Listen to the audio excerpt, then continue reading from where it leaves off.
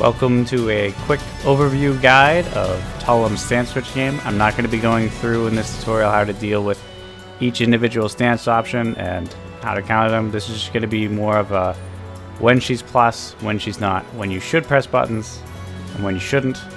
It's not going to be discussing what buttons you should be pressing. That'll be another guide that I do a little bit later, which will discuss how to properly lab Talim. So let's get into it. First thing, just as a general rule, if Talim can ever do this, since I'm not going to go through every single option, she can also do this. Just a quick, simple rule. So let's start off. Alright, let's start with AABA. On hit, this move is plus enough that 12i will clash with a Wind Charmer B, which is their slowest option from stance. Likewise, if she's going to go for the throw, if you're mashing buttons, specifically a standing normal, you can do a crouch normal just fine. You're going to get hit out of it, so generally don't do that. So on hit, very, very plus, but she can't get all of her stance options out of it. On block, also still plus. Does the throw.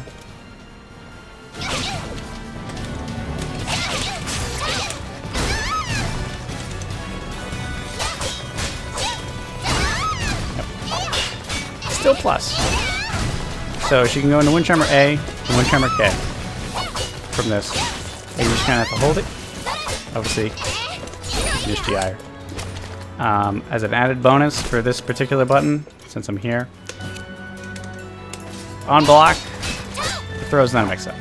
You get pushed out enough that she can't throw you. So keep that in mind when you're trying to deal with this button. Next is 66A, which is plus on hit to the point that she can Wind Charmer A and K, the standard.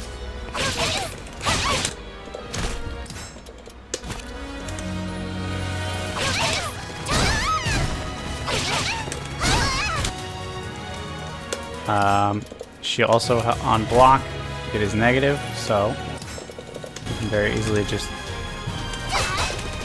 do whatever you want to her after this. The only thing she really can do here to force her turn is this, which will trade with a 12i, and to do a crouching button, likely get you out of it, and step it. Alright, next is 6AA. It is knockdown on hit. It is plus enough on block for her to land a Wind Charmer K. Remember, if you do get hit by this move, to always Chemi side to avoid any follow-ups that she might do.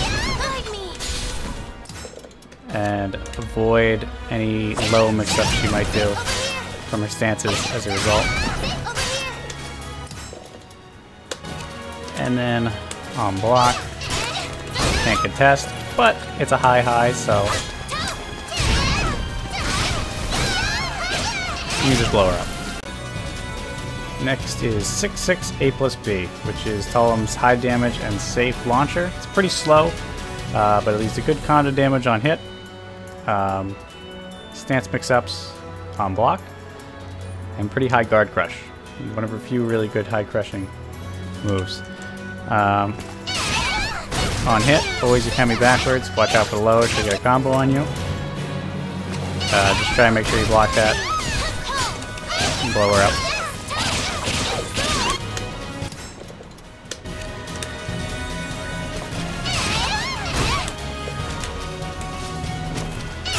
On block, can't really contest.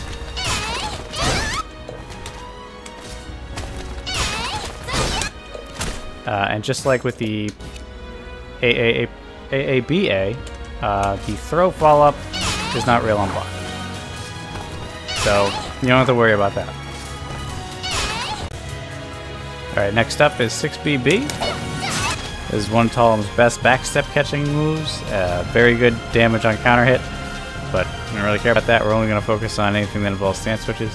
She's going to get a combo and counter hit no matter what. move can be charged, but I'll talk about that in a minute. It is very, very plus on stance cancel. Her highest advantage stance cancel button on hit. On block, stances aren't real, so you can press buttons. But it's very, very plus. So plus that if you do anything after this move on hit,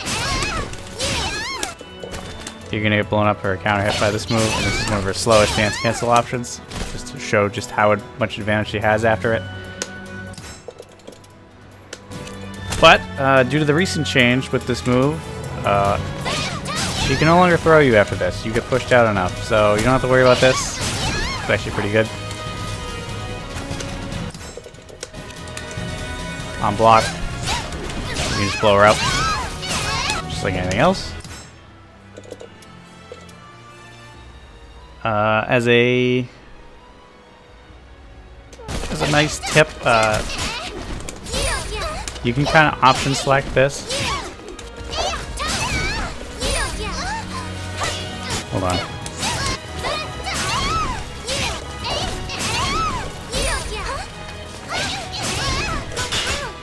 See if you watch my inputs, I just hold guard and then hit forward guard at the right time.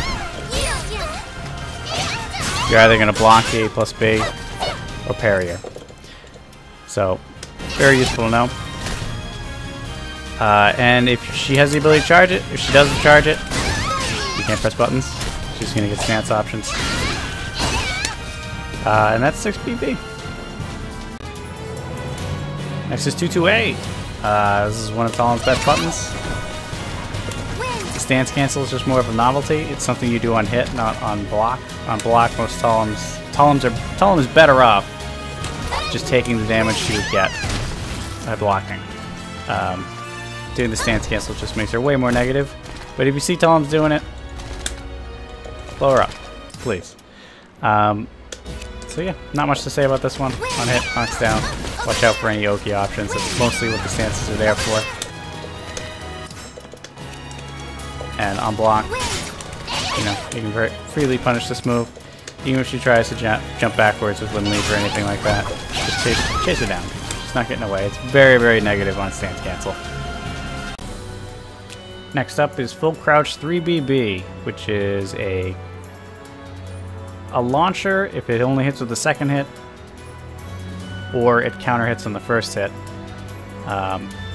Very, very unsafe on stance switch if it's blocked, and very, very punishable on block if she doesn't stance switch from it. But since it can be delayed and hit confirmed, generally not going to get there, but you should always try and punish it no matter what she does. But very, very punishable move, and a lot of Talims like to abuse this move. But on hit, she gets decent combo. Remember, always try and block below.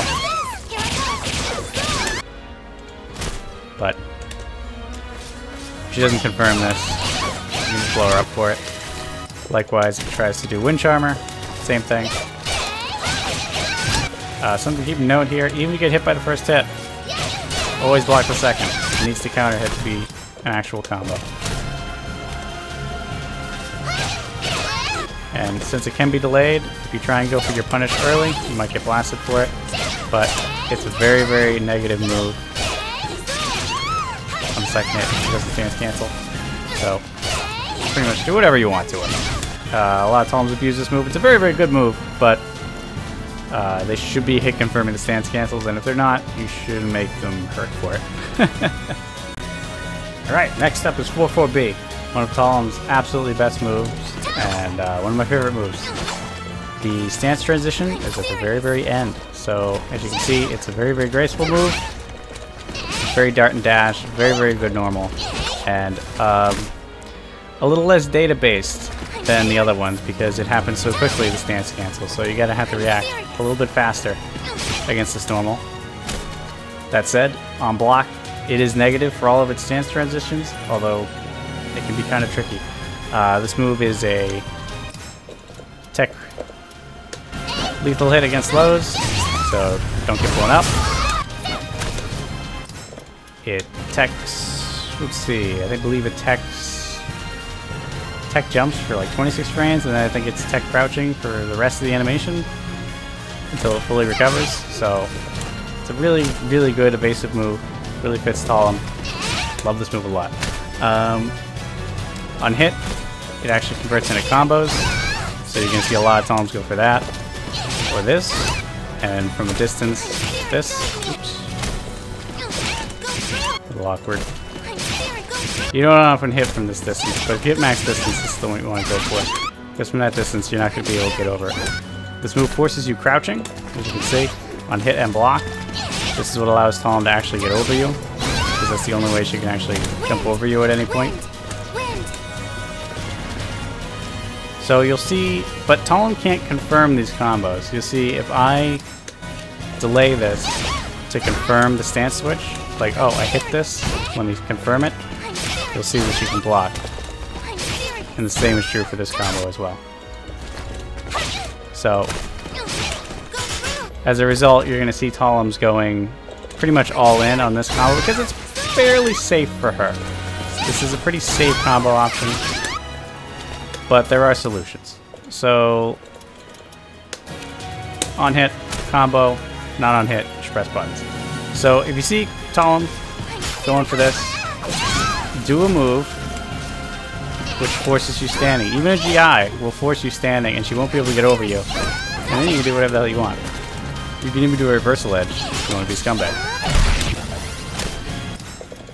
And then if she does any other stance cancel, same thing. Oops. Yeah, this is something that will trick you at first. Remember, you are crouching, so you might accidentally get a while rising move, but you can just snipe her out of anything she wants to do as far as stances are concerned.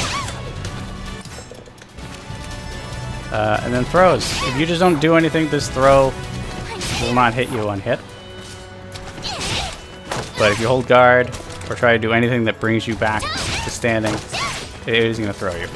So just do 2A or something if you expect her to do that. Well, on hit, you're probably getting hit by a combo, but sometimes you might try and do this if she's not sure if she's going to hit or not. But it's mostly ideal full 4B. This is absolutely normally going to be seeing all the time.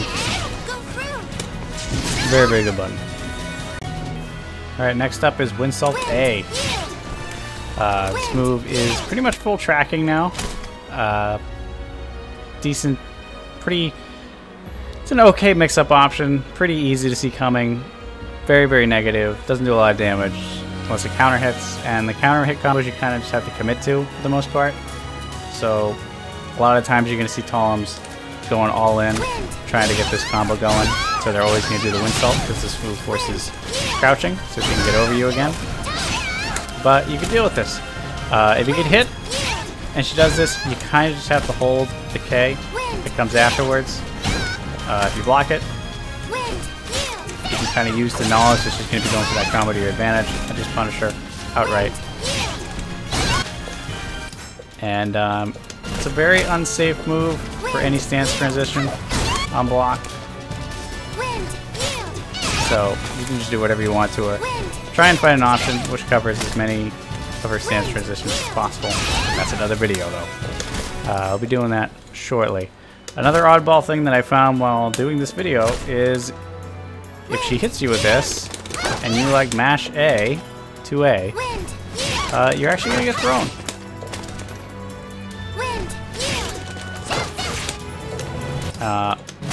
And on hit, excuse me, that's the wrong one.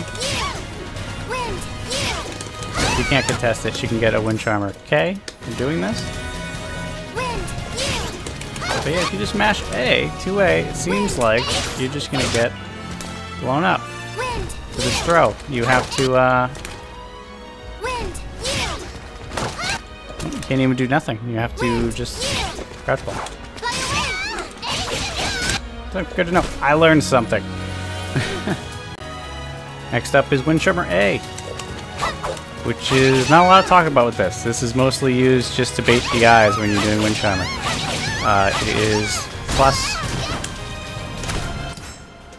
It is plus on hit. It is negative on block. Very, very simple.